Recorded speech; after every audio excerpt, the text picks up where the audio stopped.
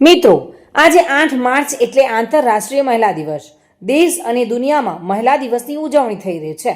ત્યારે ગાંધીનગરમાં આશા વર્કર અને આશા ફેસિલિટેટર બહેનોએ પોતાના હકને લઈને આંદોલન કરવું પડી રહ્યું છે.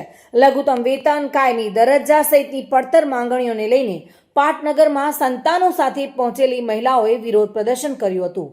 રેલી માટે મંજૂરી ન લીધી હોવાથી પોલીસે ડિટેઇન કરતા ધક્કા મૂકીના દ્રશ્યો સર્જાયા હતા.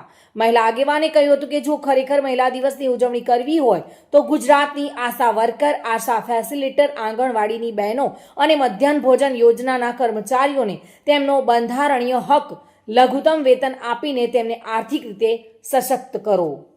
મહિલા દિવસે જ ગાંધીનગરમાં આશા વર્કર બહેનો ધક્કે ચડેલી જોવા મળી હતી અને જેનો વિડીયો સોશિયલ મીડિયા પર વાયરલ થયો છે.